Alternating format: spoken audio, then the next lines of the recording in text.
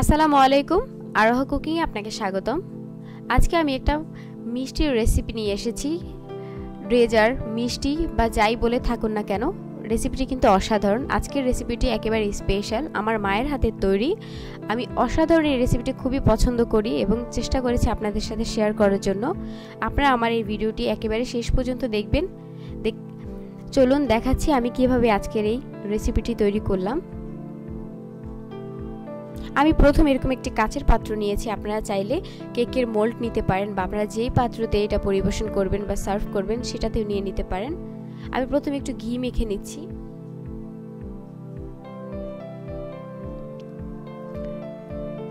এই পাত্রটি কিন্তু প্রথমেই রেডি করে রাখতে হবে।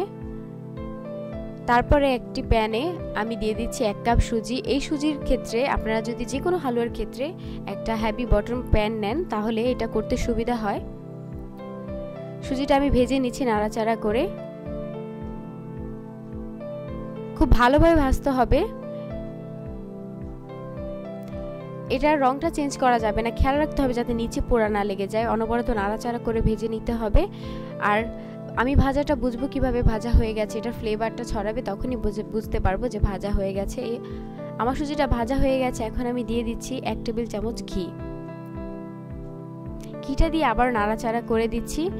আমি আসলে এটার সুঘ্রাণটা পাচ্ছি, এত সুন্দর ঘি এবং সুজির ঘ্রাণটা অসাধারণ। আপনারা আসলে বাসায় তৈরি করলে বুঝতে পারবেন এটার ঘ্রাণটা কত সুন্দর।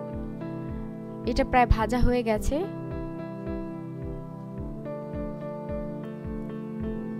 এখন দিয়ে দিচ্ছি চিনি। আমি এখানে 1/3 কাপ চিনি আমার লেগেছে। আপনারা চাইলে বেশি বা কম দিতে পারেন, যে যেরকম মিষ্টি পছন্দ করেন। দিয়ে আবার নাড়াচাড়া করে মিশিয়ে দিচ্ছি। খুব ভালো করে মেশাতে হবে এবং খেয়াল রাখতে হবে, আমি আবারও বলছি খেয়াল রাখতে হবে পোড়া না লেগে যায়, তাহলে কিন্তু এটা স্বাদটা পুরোই নষ্ট হয়ে যাবে। চিনিটা মেশানো হয়ে গেছে। এখন আমি দিয়ে দিচ্ছি দুধ। আমি প্রথমে 1 কাপ দুধ পুরো ফুল করে নিয়েছি, এখান থেকে 1/2 কাপ দিয়ে দিয়েছি। আমার প্রয়োজন মতো আমি আরও দিয়ে দেব যদি প্রয়োজন পড়ে। হ্যাঁ, আমার আরও কিছু দুধ লাগবে। আমি পুরোটা দুধ দিয়ে দিয়েছি। দিয়ে আবার নাড়াচাড়া করে মিশিয়ে দিচ্ছি। খুব ভালো করে মেশাতে হবে। আর খেয়াল রাখতে হবে যখন এটা আঠালো হয়ে যাবে তখন আমি নামিয়ে ফেলবো। খুব বেশি শক্ত করা যাবে না, একটু নরম থাকতে থাকতে নামাতে হবে।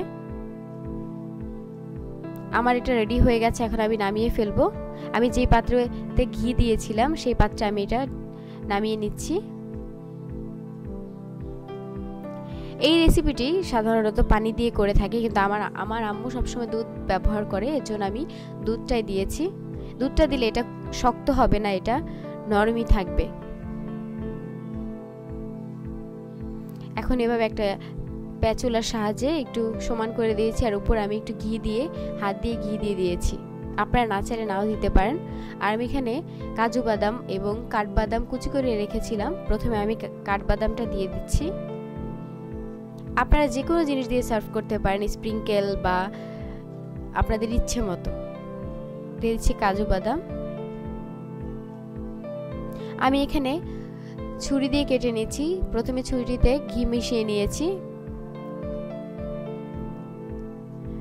আমি বরফি শেপ করে নিচ্ছি। আপনারা চাইলে কাটার দিয়ে কাটতে পারেন এবং চারকোনা করে আপনাদের ইচ্ছে মতো শেপ করে নিতে পারেন।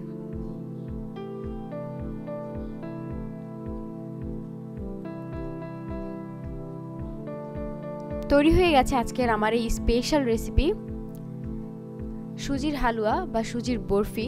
অসাধারণ এই রেসিপিটি আমার মায়ের হাতের বানানো। আমি মনে করছি আপনাদের সকলের কাছে ভালো লেগেছে।